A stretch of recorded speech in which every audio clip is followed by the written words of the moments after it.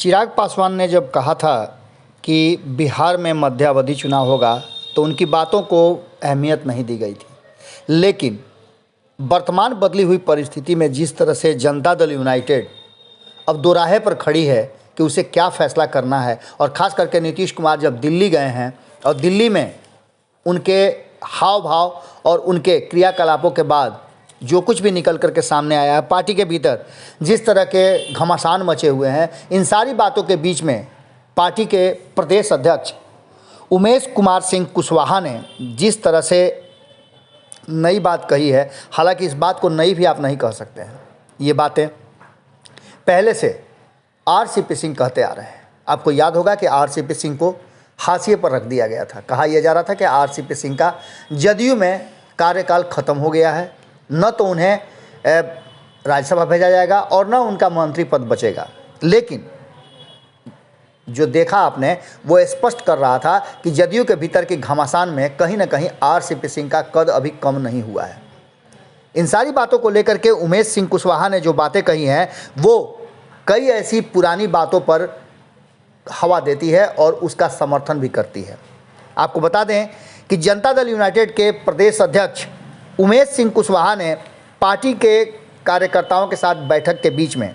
जो बातें कही और मनोनीत जो महानगर अध्यक्ष और अन्य प्रदेश कार्यालय में जो लोग उपस्थित थे उन लोगों के साथ बैठक की, और इस बैठक के क्रम में उन्होंने वही बातें दोहराई जो चिराग पासवान भी कह रहे थे और जिन बातों को लेकर के कहीं ना कहीं संभावनाएं व्यक्त की जा रही थी कि नीतीश कुमार एनडीए में ठीक ठाक नहीं है, संतुष्ट नहीं है और कहीं ना कहीं वो आगे की सोच रहे हैं। अब इसमें कितनी सच्चाई है ये तो बाद में पता चलेगा, लेकिन आरसीपी सिंह ने भी स्पष्ट तरीके से कहा था कि 2024 और 25 की तैयारियां हम शुरू कर चुके हैं। उसके लिए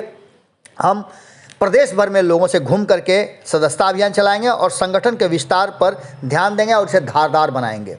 बिल्कुल यही बातें उमेश सिंह कुशवाहा ने भी कही है और बैठक का यह फैसला लिया गया है कि महानगर अध्यक्ष अपनी कमेटी का नए सिरे से गठन करेंगे। ग्रामीण जिला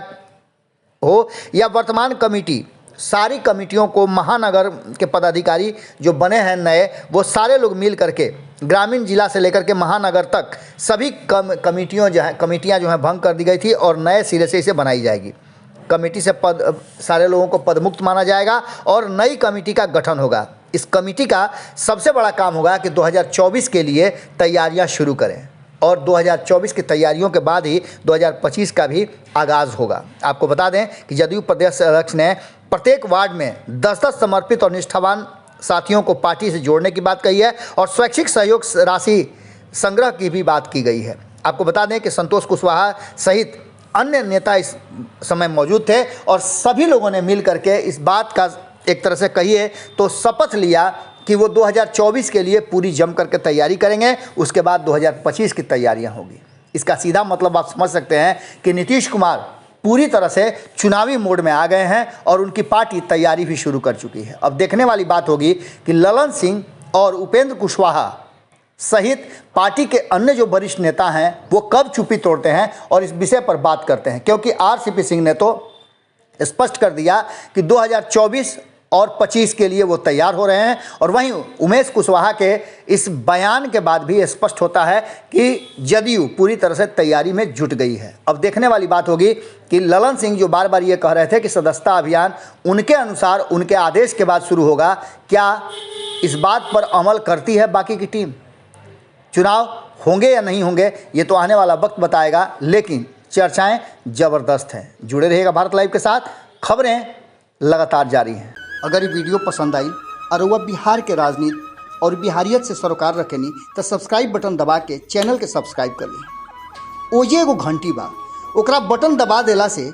कुल सटीक और मारक खबर रुआ मुफ्त में मिल जाई। अगर रुआ पत्रकारिता के हमनी के नया प्रयोग में सहयोग कर चाहतानी तो ज्वाइन बटन दबा दी। पेटीएम नंबर नोट कर ली 9386816700। धन्यवाद।